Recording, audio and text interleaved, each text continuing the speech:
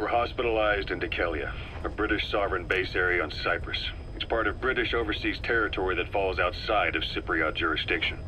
You got moved from Cuba's Little America right into Cyprus's Little Britain. Why Dhekelia? The UK and the US remain close allies. The last place Cypher would think to look for you is inside their own system. That's what kept you safe in British military hospital for 9 years. The safest place from a whale is inside its own belly.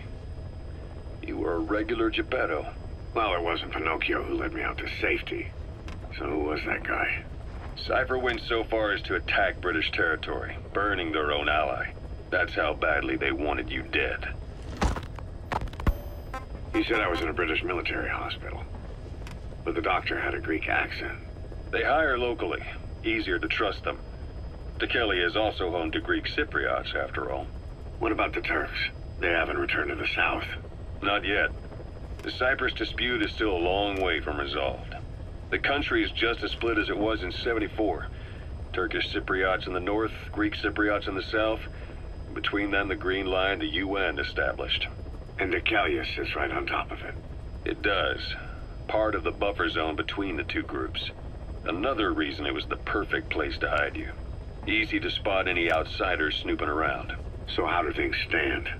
Now, last year, the Turks declared that the Turkish Republic of Northern Cyprus is an independent state, though it's only Turkey that recognizes it. In the past, the Greeks and Turks lived side by side in the same villages. There are reasons to fight. Those came from the outside. Greece, Turkey, Britain, America, they all had their own stake in pitting the two sides against each other. But once you spark something like this, it's impossible to control. Both sides build up grudges like debt, without the foresight to see that each act of revenge just fans the flames. And then it's too late for other nations to rush in with peace talks. The embers keep on smoldering. Each nation's arrogance only breeds anarchy. The world is paralyzed by this hunger for revenge. Cyprus is no different.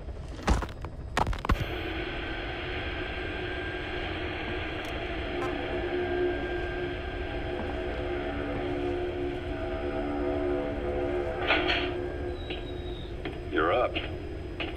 We're changing ships? We can't go sailing the Suez in a whaler. The Suez Canal. When did they reopen it? Not long after you were attacked. Once they finished sweeping it for mines after the Arab-Israeli conflict. Can you stand? We're going to transfer to a container ship for passage through the Suez. Our destination is Pakistan, Afghanistan's neighbor to the south. There, we disembark and head via Peshawar to the Zero Line, the border. We'll travel to the Khyber Pass by road. And then? We continue on horseback. Afghanistan's main roads are under Soviet control. We'll need to go around them. It'll be all narrow, winding paths through the mountains. We'll do better on horseback. It's a local guerrilla tactic. They use the higher ridges to avoid air recons. Then they charge down the mountains for ambushes. The Soviets still haven't devised a counter-strategy. Our time frame is only half as much as we really need. It's gonna be a tough march. Better horses than boats. Well, it'll make for good physiotherapy. Take the time to get used to that new arm. While the Soviets have indicated they are not participating in the Los Angeles Olympics, primarily because the United States has made no attempt to guarantee the safety of the Soviet Union's athletes, the United States is increasingly demonstrating the belief that the issue has nothing to do with its preparations, and in fact this is retaliation for the Western nations' boycott of the previous Moscow Olympics. That concludes today's news. That's quite some news.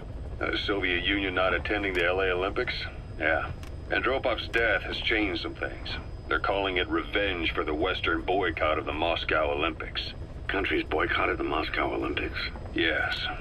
In protest of the Soviet Union's invasion of Afghanistan. Over 50 countries were absent. It's too bad I didn't get to see Yamashita's judo. When the 40th Army crossed the Amu River 4 years ago, détente went right out the window. The U.S. Congress chose not to ratify SALT II. And Reagan's hardline politics won in the presidency in a landslide. According to him, the Soviet Union's an evil empire. A second Cold War. And there's been no end to regional conflicts and civil wars. Lebanon, the Falklands, Grenada, Iran, Iraq. The story never changes. Egypt and Israel did sign a peace treaty. But then the driving force on the Egyptian side, President Sadat, was assassinated afterward. Apparently, his actions were considered a betrayal of his fellow Arabs. Islamic extremists? Yes. Fundamentalist extremists have been responsible for some bold acts of terrorism in recent years. We've had extremist students in Iran take U.S. embassy workers hostage, and suicide bombings in Lebanon. Over 300 foreign soldiers stationed there have been killed. The countries have yet to develop an effective means of dealing with terrorism. Afraid of losing their own men, they've pulled their forces out, handing private forces a golden opportunity. Private forces? Small armies with no national affiliation, working for the highest bidder. That's right, they got the idea from you. After Mother Base went down, they began spreading to meet the soaring demand. Miller's organization is just one of many PFs now. The entire world is after you. But at the same time, it needs you too. Miller told me about what happened in the Caribbean 9 years ago. You do remember Miller. You'd formed a private army with him. An army with no allegiance to a nation. I remember, but... I see. You're not sure what's fact and what's a fantasy caused by the coma. It's still all a mess, huh? All I can do is tell you the facts as they were told to me. I've gone easy on you up until now, but this is where the hard stuff begins. 1974, the year before you entered your coma. You were in Colombia, operating with a small unit of men, basically mercenaries. Miller was among them. Miller was trying to find a way to turn his and your talents into a line of work. He was looking to start a business where you would fight on behalf of others around the world, those who needed military force. But the reality was, at that time, you didn't have enough gear to equip your own men. Then Miller came across this client. It was a huge job he was offering, but you had a shot at pulling it off. You accepted it and headed into Costa Rica. The client even threw in an offshore facility in the Caribbean. The Mother Base, that would be your new base of operations. Miller sure did have a head for business.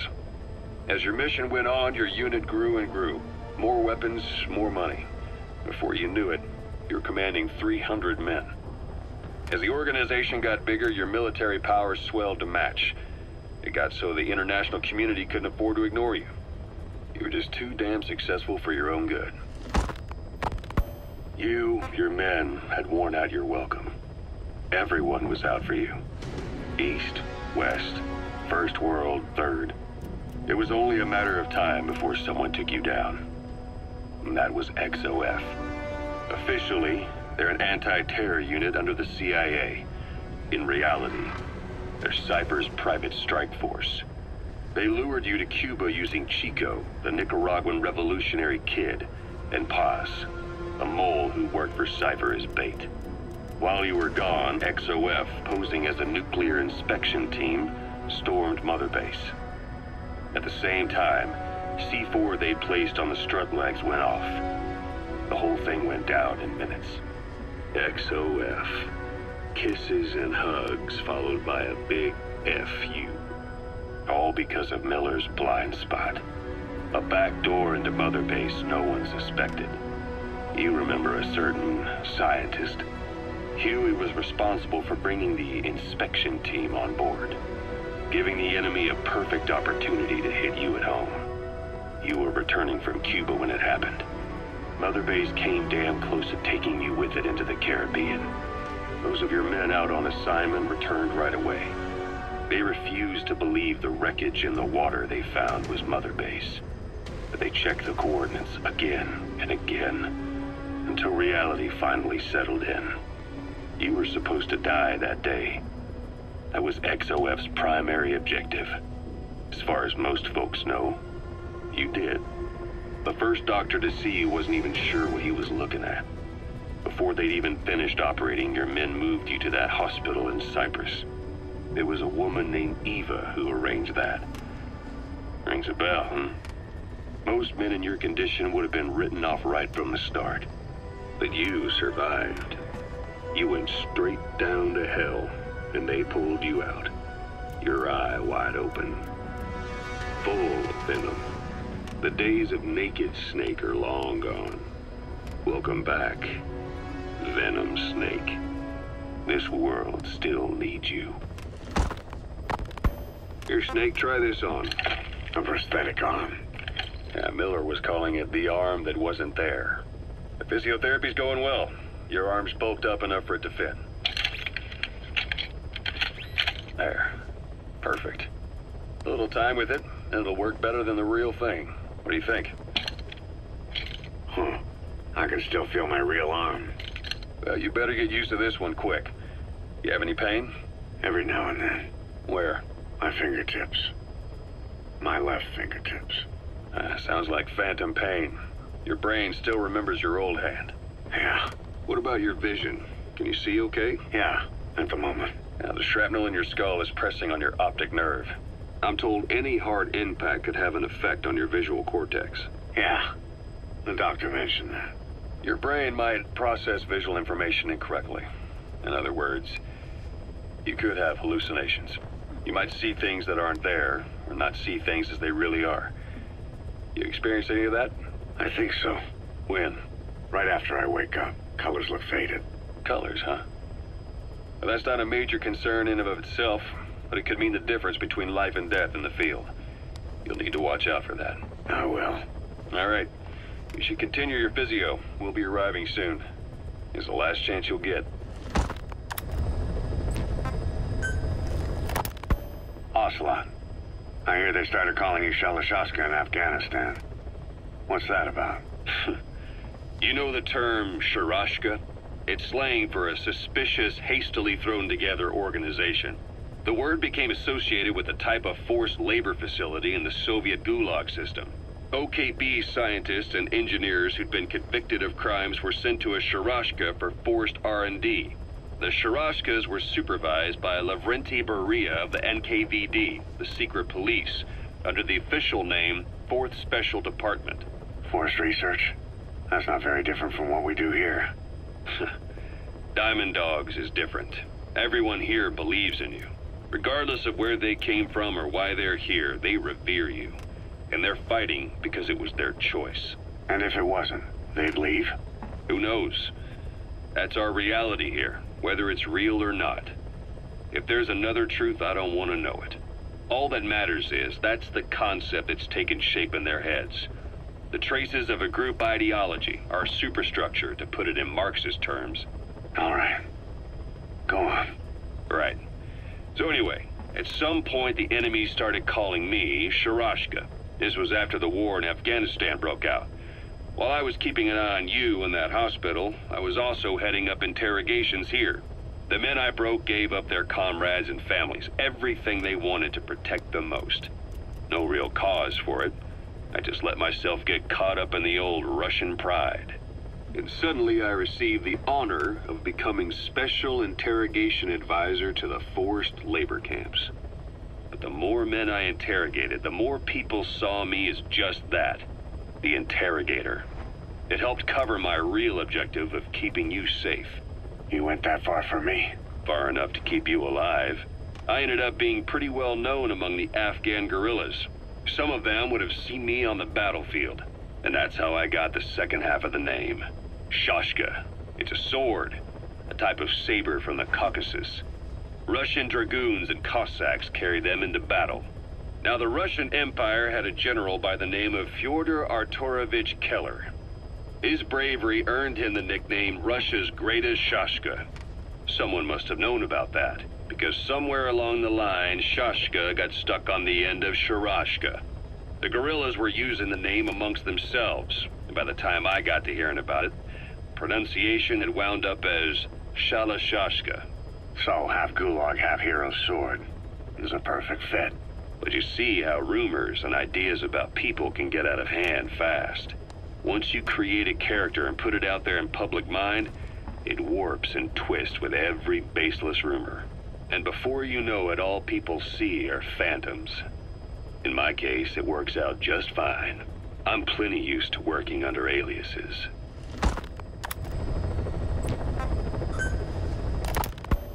So SALT II still hasn't gone into effect? That treaty was drawn up to limit not just the size of the U.S. and Soviet Union's nuclear arsenals, but also their delivery systems. The whole deal. Just when we thought all those years of negotiations had paid off, somebody decides to invade Afghanistan. Your timing couldn't have been worse. The president was in the middle of the SALT II talks back then. You mean while you were busy trying to stop Peace Walker? I heard. President Ford was meeting with the General Secretary in Vladivostok. In his absence, the political brass in America detected what they didn't realize was false nuclear launch data from Peace Walker, and were on the verge of ordering a retaliatory nuclear strike. Coleman's big idea? Humans are incapable of destroying themselves. Turns out he never knew what humans are capable of. If that AI, I mean, the boss, hadn't found a way to stop the fake data transmission, they probably would have gone ahead with the launch. Deterrence was revealed as the pipe dream it was. All thanks to you. And her. The U.S.-Soviet talks looked set to fall through. What happened in Nicaragua no doubt helped trigger a change of heart. But in the end... The time's to find the politics. When you've grabbed their tail, they turn and bite your hand. I first met you 20 years ago now. The place was Selenouyarsk in the Soviet Union. We were enemies. I was with the GRU. You were still fighting for America. 1964. Operation Snake Eater. Its objective? The assassination of the legendary soldier known as the Boss. When you returned home successful, they awarded you the title Big Boss. Your CO, Zero, sought to carry on the boss's will by covertly establishing his own organization. You knew the original members from Operation Snake Eater. From America, there was David O, or as he was to you, Major Zero. Donald Anderson, aka Sigint, Dr. Clark, who went by paramedic during the operation, and the fourth, you. From China, there was Eva, and me, Ocelot, from the Soviet Union. 6 in total. To us, government notions of friend and foe were meaningless. As were East and West, we joined forces by our will alone. Our objective was to fulfill the boss's dying wish, to make the world one. And to do it, Zero used the Philosopher's Legacy, the secret war fund you obtained during Operation Snake Eater. This organization would go on to become Cypher. I, on the other hand, was left with the problem. You only recovered half of the legacy. I had to locate the other half myself. When I found the funds, I passed them on to Zero, just as you wanted. I still trusted him in those days. We thought what he was doing was the boss's will, until he started that one project. Les enfants terribles, Zero called it. You parted ways, as did Eva, leaving only Anderson and Clark still with him. I maintained limited contact, although truth be told, we were just keeping tabs on one another. The reason was always you. After you returned to the Army and created Foxhound, you left America. For a time, even I'd lost track of you. I'd imagine Zero did too. You always were the best when it came to hide and seek. Zero created Cypher, an information network to tap into every corner of the globe. Woven together, Cypher's arteries make the world just one big organism. And that's not all. It also monitors the thorn in Zero's side. That's you, tracking your coordinates wherever you might go. The further you strayed from your roots, the larger Zero became. It's as if he was trying to close the gap between you. But before long, he disappeared from public life. Only a few people had direct contact with him. For a time, I was one of them. Then a year after you fell into your coma, he slipped out of sight entirely. Since then, nothing. No photos, no recordings, not even a reliable rumor as to his whereabouts. I tried every method I could think of, but Zero was gone. Freed of his control, his creation, his power continued to grow. Cypher is a great beast, and Zero was its spine. But even without him, it's endured, evolved. But now its body is rotting, riddled with parasites.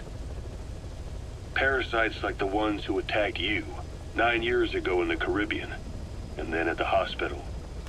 Cypher's Black Ops Unit, XOF.